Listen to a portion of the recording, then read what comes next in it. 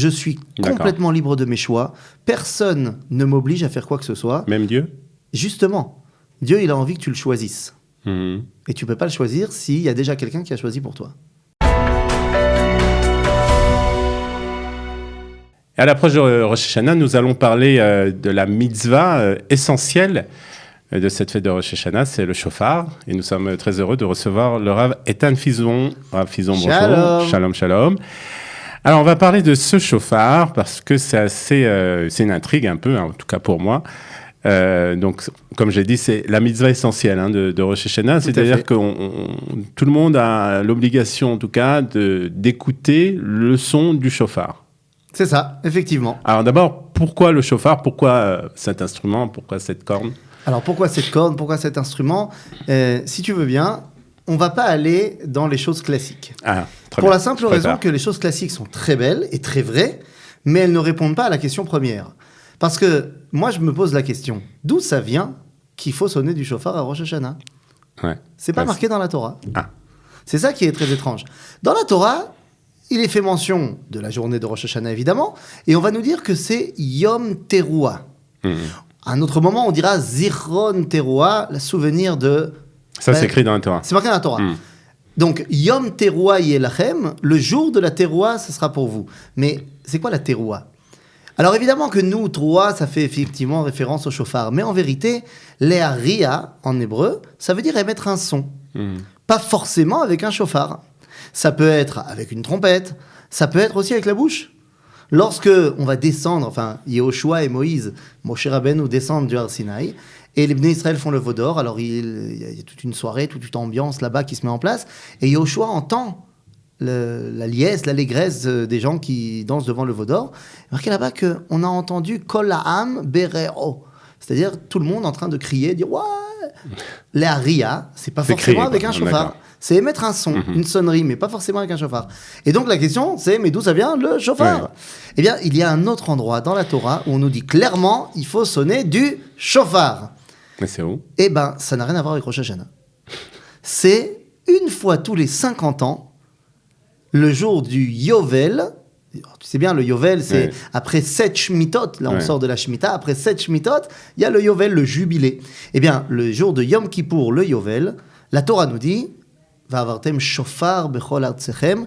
Il faudra sonner du shofar. Voilà. Alors, quel rapport entre ça et Rosh Hashanah ? Eh bien, le Talmud va faire ce qu'on appelle une Xerashava. C'est quoi une Xerashava ? C'est j'apprends d'un verset pour l'autre. D'accord. Dans le verset du Yovel, où on nous parle clairement du shofar, on nous dit que ça doit être sonné le 7e mois. Or, dans notre verset à nous, on dit ça sera le jour de la Teruah, on nous dit aussi le 7e mois. Alors le Talmud nous dit, donc ça veut dire que si là-bas c'est avec le shofar, là-bas c'est aussi avec le shofar. Donc là, on a l'explication du shofar. Mais attends.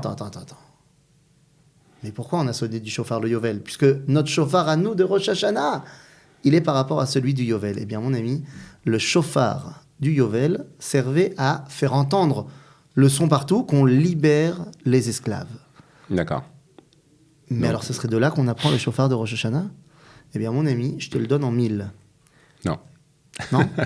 Quelle est la raison historique de la fête de Rosh Hashanah ?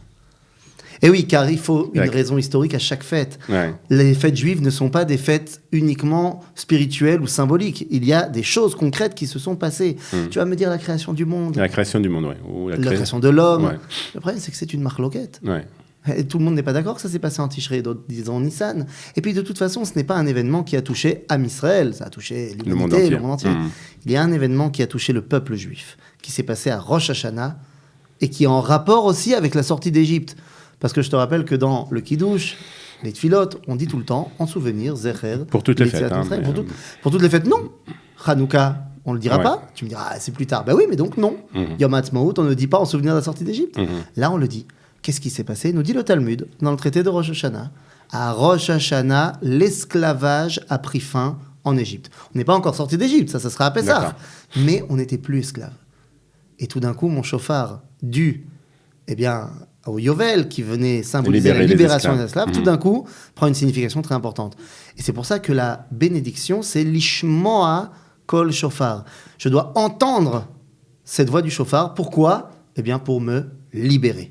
Donc, c'est pas seulement la libération, l'événement historique, c'est aussi une libération personnelle. Exactement. Alors. Au départ, c'était l'événement historique, mais maintenant, pour moi, chaque année, je dois sortir de tout ce qui peut m'emprisonner. Le Rav Kook dira de manière très poétique et très vraie qu'il y a ce qu'on appelle la avdout achet'it, l'esclavage de la faute. Genre, non, je pourrais pas corriger, j'y arriverai pas, c'est trop fort. Ben non, la libération de toute forme d'esclavage à Rosh Hashanah. Mais tu m'as dit, hors antenne, qu'on est un petit peu passif dans cette histoire-là. C'est-à-dire qu'on entend le chauffard, et puis pas seulement passif, on ne sait pas exactement quels sont, on va dire, alors on ne va pas se prendre pour des grandes sadikim, mais chacun à son niveau. Quelles doivent être les kavanotes à quoi on doit penser pendant justement le son du chauffard? Eh bien, ça dépend. Ça dépend quel son du chauffard. Car, tu l'auras remarqué, il y a 3 séries de sonneries. Il y a les sonneries qu'on va sonner avant la tfila de Moussaf, les séries qu'on va sonner durant la tfila de Moussaf, et la dernière série durant le dernier Kaddish, juste avant de rentrer à la maison. Eh bien, ces 3 séries ont des significations différentes et il faut penser à des choses différentes. Pendant la première, eh bien, comme on vient de dire, pensez à me libérer de tout ce qui peut me retenir. Cette libération est totale. Je suis un être qui a été mis en avant par Akadosh Baruch Hu pour être libre. Alors ça veut dire quoi? Parce que c'est des belles expressions, mais d'une façon, on va dire pratique. Ça veut dire que je me libère de tout ce qui, de ce que je suis esclave. Rien n'est plus fort que moi. Je suis complètement libre de mes choix. Personne ne m'oblige à faire quoi que ce soit. Même Dieu? Justement, Dieu, il a envie que tu le choisisses. Et tu ne peux pas le choisir s'il y a déjà quelqu'un qui a choisi pour toi. C'est une notion fondamentale du judaïsme qui s'appelle le libre arbitre. D'accord. Donc tu es libre, et c'est à ça que tu dois penser, à te libérer de tout ce qui va pouvoir te retenir. Ça, c'est la première série de sonneries.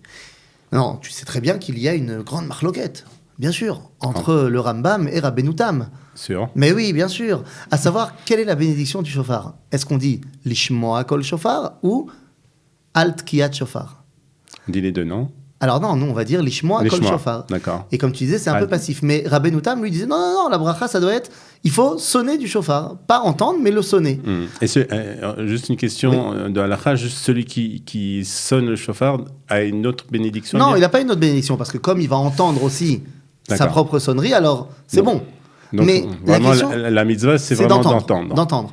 Mais en vérité, c'est juste parce qu'on fait la bracha avant les premières sonneries. Si on avait refait la bracha, alors on ferait celle de Rabbeinu Tam. Parce que les deuxièmes sonneries, la deuxième série de sonneries, celle de la tfila de Moussaf, ne servent plus à me libérer. Elles servent à sonner. Et cette fois, je dois penser à autre chose complètement. Et je reviens encore une fois à mon origin story. Je reviens à mon histoire, je reviens à ma Torah, je reviens à mon Tanakh. Dans la Torah, dans le Tanakh, à quoi ça sert également de sonner du shofar? Alors, on a dit pour libérer les esclaves, mais il y a une autre raison. Lorsqu'on couronnait les rois, eh bien on sonnait du shofar. On sonne du shofar et on dit Yehi Amelech Shlomo. J'ai été libéré durant la première série de sonneries. Eh bien maintenant, fort de cette liberté, je peux choisir que Dieu c'est mon patron. D'accord. Donc on est libéré d'abord. Et ensuite je couronne. Et après je choisis. Je sonne le shofar et cette fois la force c'est de sonner. Et donc moi, on va pas tous sonner dans la synagogue, donc on donne la primeur à celui qui sait mieux sonner. Vas-y, sonne-toi. Mais à quoi on doit penser dans ces deuxièmes séries de sonneries? Eh bien, de couronner Akadosh Baruch Hu, de faire de lui notre patron. Et oui, avant je pouvais pas, j'avais d'autres patrons sur moi. Tout ce qui m'emprisonnait, c'était mes patrons. Je suis libre de ça, je peux enfin choisir que Dieu c'est mon patron. Donc ça, c'est les 2 premières séries de sonneries. Puis arrive la dernière. Ouais, alors là, ça va être... Qu'est-ce qu'on va faire? Qu'est-ce qu'on fait? À quoi on pense? Alors, ça t'aura pas échappé que les personnages principaux qu'on va évoquer dans l'histoire de Rosh Hashanah, dans la Kriyat Torah, c'est l'histoire d'Avraham, de Yitzhak, Akedat Yitzhak. Et la dernière série de sonneries, ce n'est plus pour couronner Dieu, ça y est, il est roi, il est patron. C'est plus pour me libérer, ça y est, je suis libre. Et c'est pas non plus pour me réveiller. Vous savez, on a souvent tendance à dire le shofar, Yesheni Mishnatrem. Et ça, c'est tout le shofar du mois de Elul. C'est réveille-toi, allez au boulot, va faire les slichot. Mais cette dernière série de sonneries n'a rien à voir. Elle est là pour réveiller quelqu'un d'autre. On nous raconte la Akedat Yitzhak, et tu connais l'histoire, Avraham avec Yitzhak sur le Misbéach, prêt à se faire sacrifier, et l'ange arrive. Et il lui dit, Avraham, Al tishlach yadecha al anar. Surtout, n'envoie pas ta main sur l'enfant. Et nous, on connaît la fin du film. Ça y est, finalement, il va pas être sacrifié. Il descend, et grand fond noir avec une belle musique, et c'est parti. Seulement, tu savais qu'il y avait des scènes qui ont été coupées au montage? Alors, qu'est-ce qui s'est passé? Qu'est-ce qui était Le Midrash Tanchuma nous donne la version longue. Et là, il nous dit qu'en fait, pas du tout. Lorsque l'ange est arrivé dire à Abraham, ne le fais pas, Abraham n'a pas voulu l'écouter. Et il lui a dit, écoute-moi bien, monsieur ange. Ouais, j'ai reçu un ordre. Voilà, il dit, qui es-tu? Je suis un ange, shalom, c'est qui t'envoie? Il dit, c'est le patron. Et là, Abraham lui dit, mon ami, lorsque Dieu m'a demandé de sacrifier Yitzhak, il est venu en personne. S'il veut que je ne le sacrifie pas, qu'il vienne en personne. Je ne parle pas avec des secrétaires. Et c'est tout à fait logique. Bon, l'ange est donc renvoyé illico presto, et le Midrash nous dit que Vaishlach Hashem, Malach Hashem, Shenit, Min Hashamim, il y a un deuxième ange qui arrive. Et j'imagine dans le couloir des anges, ça a dû être intéressant. Et Abraham le rejette aussi, le deuxième. Il dit non, moi je veux le patron. Finalement, Dieu arrive et il dit à Abraham, qu'est-ce qui t'arrive? Abraham lui dit, écoute, je te promets, je ne bouge pas d'ici tant que j'ai pas dit ce que j'ai à dire.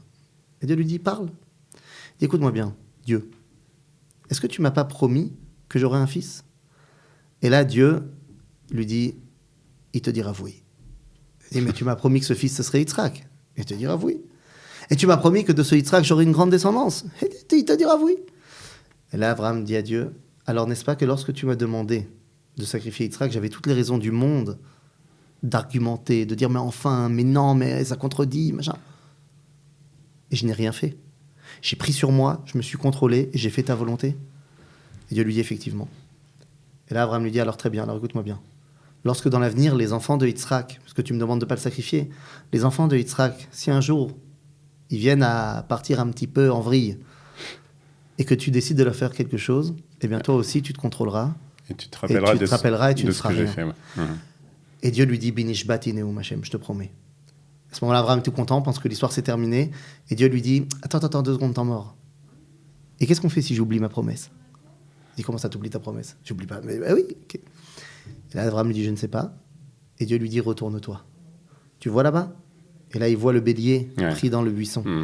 Et Dieu lui dit à Abraham, écoute, tu diras à Yitzhak, de dire à ses enfants, et toutes les générations, que le jour où je juge le monde, pour me rappeler la promesse que je t'ai faite, eh bien, tu leur diras de prendre la corne du chauffard et de sonner pour me rappeler ma promesse. La dernière sonnerie, la dernière série, celle du Kaddish, n'est pas pour me réveiller, ça c'était en Elul. N'est pas pour me libérer, ça c'était les premières. N'est pas pour couronner Dieu, c'était les deuxièmes. Elles sont là pour rappeler, entre guillemets, à Ribono Shel Olam, quelle est sa promesse. Ouais. En fait, c'est un véritable retour, une teshuva totale de ma part et de la part d'Akadosh Baruch Hu. Je reviens vers lui et il revient vers moi. Hashivenu Hashem Elecha Venashuva. On termine par la journée de Rosh Hashanah qui est considérée comme Yom Hadin, donc c'est un rapport à ça. Mais totalement, entendu. Parce que tant que je ne suis pas libre, on ne peut pas me juger. Si je suis esclave de quelqu'un ou de quoi que ce soit, eh bien, ce n'est pas de ma faute quelque part. Donc, il faut d'abord me libérer pour que je sois capable de passer en jugement. Et puis, jugement de qui? Il faut que j'ai un patron. Donc, j'ai couronné Akadosh Baruch Hu. Donc, maintenant, je l'ai accepté comme étant mon juge. Et il peut me juger. Oui, mais attention. Ça veut dire que est-ce qu'il faut être en mode oh là là, c'est terrible, j'ai toute l'année maintenant de choses pas bien que j'ai fait? Pas du tout. Puisque quelque part, on ne peut pas te juger sur l'année qui vient de s'écouler, tu étais encore esclave. On ne peut pas non plus te juger sur l'année qui va se passer, tu n'as encore rien fait. Donc, oui, c'est Yom Hadin, mais sur quoi? Sur aujourd'hui. Sur le moment. Sur le moment de Rosh Hashanah. Quelles sont tes intentions? Quelles sont tes prises de décision? Quelles sont tes réflexions à ce moment-là? C'est pour ça que ça dure 2 jours aussi? Tu dis, on n'a pas assez le temps en une journée. Alors, non, je pense que c'est parce qu'on a envie de kiffer. Ouais. C'est vrai qu'on kiffe assez pour Rosh Hashanah. Voilà. Bah, tu sais bien. On en profitera. Les Ashkenazim et les Sfaradim ont 2 façons différentes de gérer la fête. Il y en a qui sont un peu plus des kiffeurs.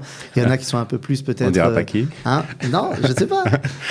En tout cas, merci pour ces explications, Rav Fison. Et puis, Shana Tova. Shana Tova. Et toute votre famille. Amen. Toi aussi.